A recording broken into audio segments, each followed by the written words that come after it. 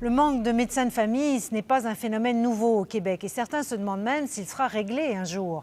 Il en sera question demain lors d'une table de concertation qui va se dérouler à Lévis. Mais entre-temps, Catherine Kovacs et Dany Crousset ont cherché à comprendre pourquoi la pratique familiale fait figure de parent pauvre de la médecine. Madame Tremblay. Bonjour. Bonjour, bonjour. Ça va bien? Bien, et vous? La médecine familiale n'a plus la cote au Québec, constate avec inquiétude le docteur Marie-Dominique Beaulieu. Les jeunes médecins délaissent cette pratique. Il y a plusieurs éléments à cela. Des éléments qui sont reliés sûrement à la formation, des éléments aussi qui sont reliés à la pratique, à l'organisation des soins, puis à la perception, en tout cas, de ce que c'est que la pratique d'un médecin de famille. Ce désintérêt pour la médecine généraliste s'observe depuis 10 ans ici. Et c'est le Québec qui affiche la plus mauvaise performance au pays. Près de 1 Québécois sur 4 n'a pas de médecin de famille.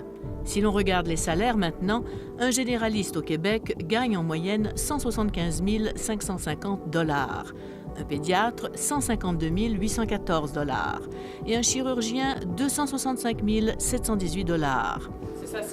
Le président de la Fédération des médecins omnipraticiens du Québec croit que les étudiants en médecine choisissent une spécialité parce qu'ils ne sont pas suffisamment exposés à la médecine familiale pendant leurs cours. Nous, on croit qu'il faut les mettre en contact le plus rapidement possible avec la médecine familiale de façon naturelle avant qu'ils fassent leur choix de résidence, avant qu'ils fassent le choix de devenir médecin de famille ou de devenir médecin spécialiste.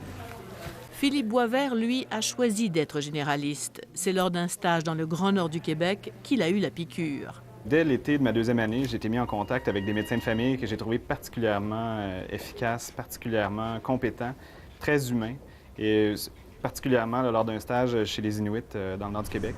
J'ai vraiment eu l'occasion de voir un médecin de famille en particulier, une femme médecin de famille, qui a eu l'occasion de faire à peu près tout ce qui peut se faire en termes de médecine familiale. Donc, soins des aînés, soins des enfants, soins des femmes, soins des hommes aussi, dépistage de maladies graves, prévention.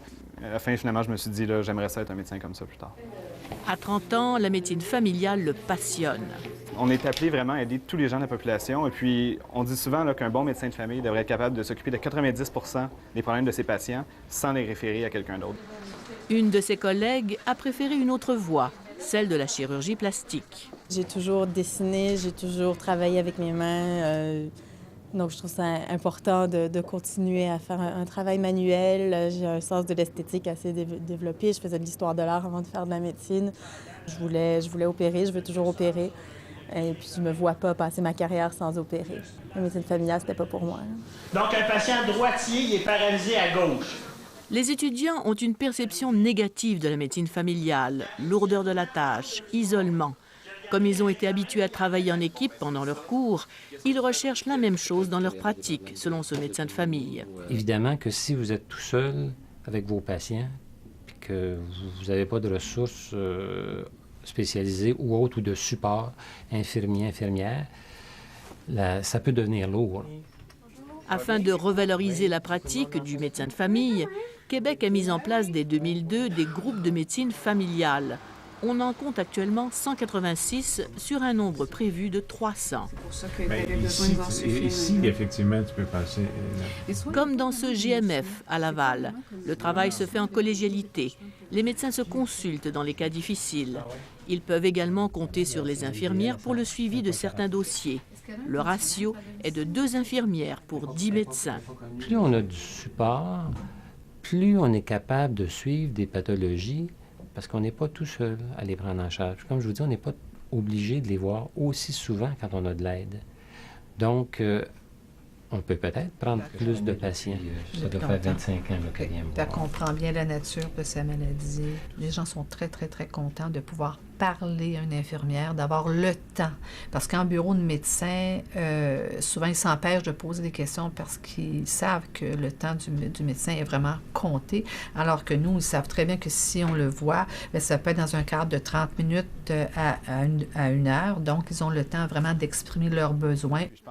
Philippe Boisvert croit aussi que les groupes de médecine familiale, c'est une bonne façon de revaloriser le métier.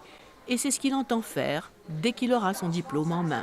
Je peux vous assurer que j'ai vraiment l'intention d'être le meilleur en médecine de famille si je peux l'être. Et puis que tous les gens qui s'en vont en médecine de famille ne vont pas nécessairement là par manque d'ambition, mais plutôt à cause d'une grande ambition, c'est-à-dire d'être capable d'aider les gens quasiment peu importe ce qu'est leur problème. Catherine, votre reportage nous a rappelé qu'il y a un Québécois sur 4 qui n'a pas de médecin de famille. Alors, quelles sont les pistes de solutions dont on va parler demain? Toutes les pistes auxquelles vous pouvez penser vont être sur la table. Évidemment, on a vu dans le reportage que les groupes de médecine familiale en étaient fort intéressantes, sauf que ça coûte des sous. En moyenne, 500 000 $ par groupe de médecins de famille, ce qui fait que ça explique peut-être qu'il n'y en ait que 186 au lieu de 300 comme c'était prévu pour 2010. Mais le gros du problème, c'est vraiment d'intéresser les étudiants en médecine à faire de la médecine familiale. Est-ce que là, il y a des choses qui se font déjà? Il y a des choses qui se font. L'Université de Sherbrooke est arrivée avec un plan pour justement faire en sorte que les étudiants s'intéressent davantage à cette médecine, mais il faudrait que toutes les facultés de médecine au Québec fassent la même chose. Merci, Catherine. Voilà, merci.